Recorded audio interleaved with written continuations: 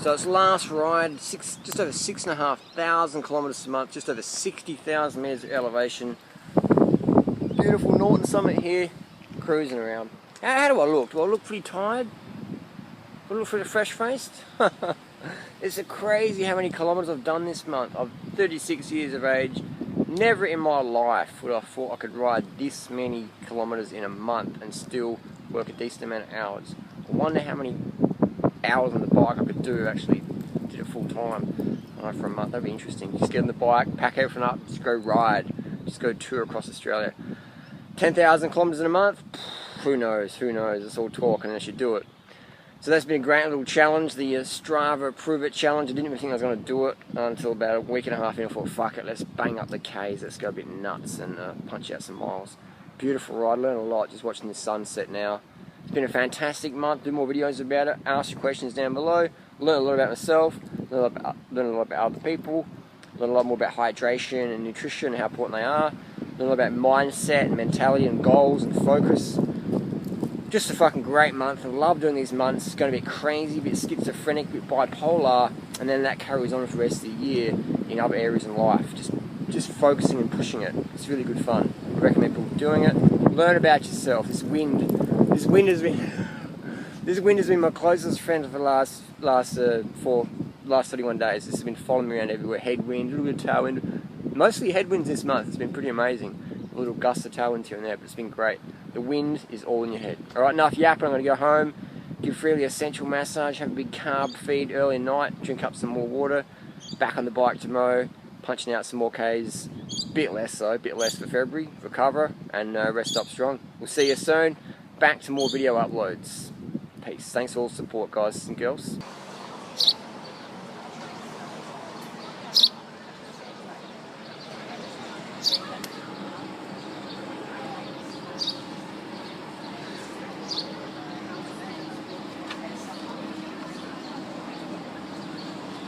So you can see a little bit leaner,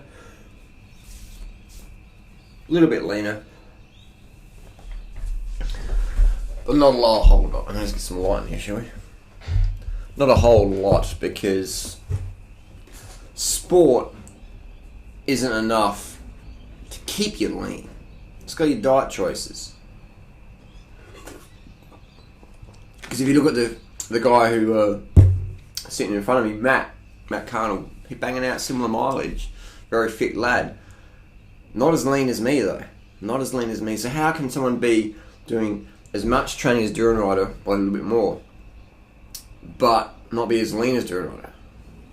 Dietary choices. Dietary choices. Simple as that. Questions we got.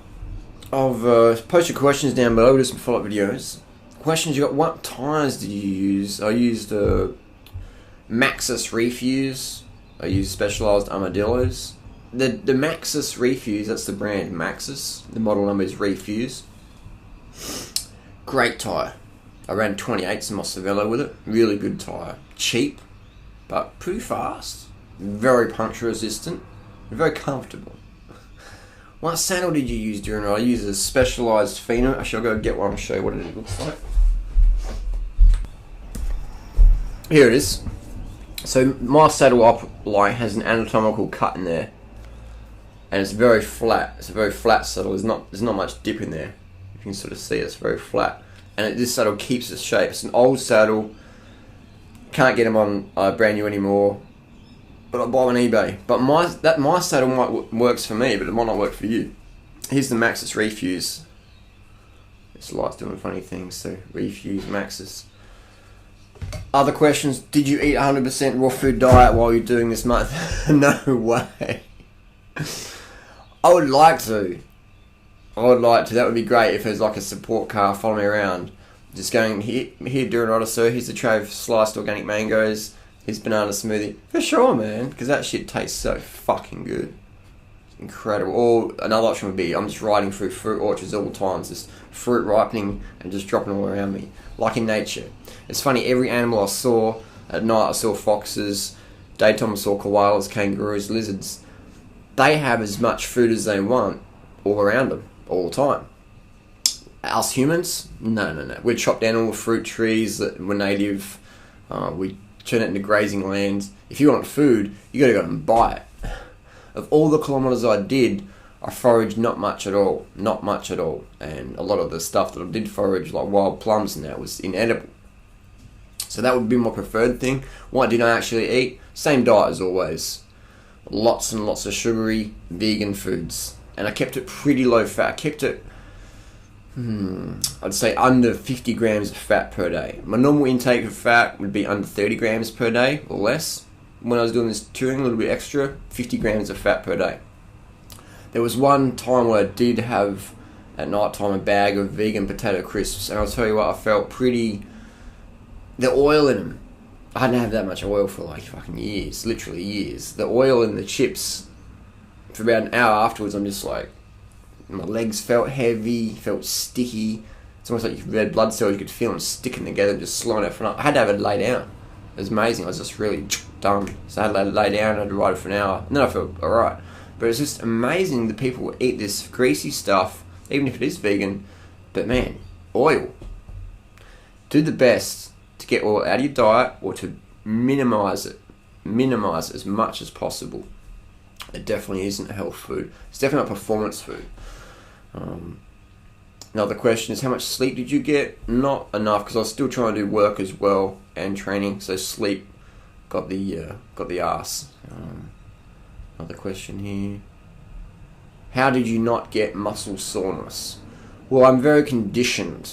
I have years of conditioning on the bicycle, and I know how to listen to my body. Like yesterday I did 460 kilometres. Today I didn't do anything, took a recovery day off, because I could just feel my knees just a little bit, and it's still start of the year, so I don't want to give myself issues. So I listen to my body. Alright? Often I might go out for a ride and see how I feel, but today I was like, nah, you've done enough. Just have a listen, have a recovery. Let your body absorb the training. So that the secret to muscle soreness is you have to listen to your body. I don't train with painkillers. That's a very common thing, is people guzzle painkillers because then you can go and train hard, you don't feel the pain. You know, you can fly up those hills with painkillers, but it's very dangerous because you might get a little niggle, but you don't feel it until that tendon's just ripped off the bone or whatever. Or it's become full-blown tendonitis. So don't train with painkillers. The only time you should take painkillers is if you're got some real excruciating pain, but you shouldn't be training anyway. So that's how I avoid muscle soreness, is conditioning. Bicycle setup, I have my little whiteout pen, mark my setup, so if anything slips, I can get onto it. So I am like just outraged, frustrated, and surprised how many people will literally spend $10,000 or more on a bicycle. And I'm like, oh, how do you know what your setup is? Oh, I just sort of feel it. So just feel it. I don't know, man. I've ridden over 250,000 Ks as a vegan. I can't just feel my setup. I can't just feel it. It's crazy. But the thing is, people will have this, I don't know, they don't want to put a liquid paper pen on their bike because it devalues the bike or something. But their setup slips down.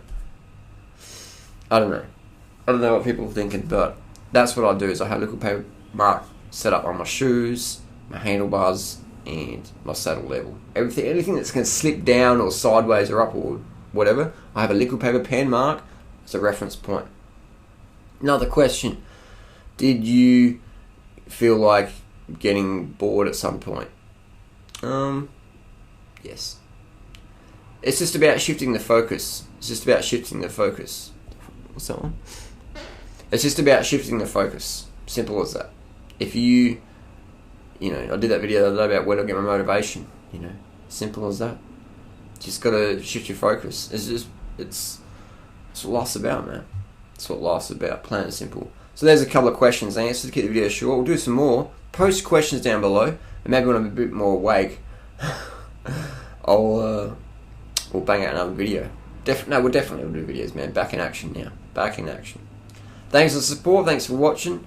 Good little fun month. Bit of trash talk, and as always, create a bit of drama on Strava. It's all good. It's all good. You know what gets me excited when it's really fucking hot? A little roll of tape. a little roll of tape. I'm going to grab this little bad boy, chuck it in this massive oversized saddlebag here. Look at that. Some tape, mate. So I use to box my bikes up, go to the airport. Say $5 right there.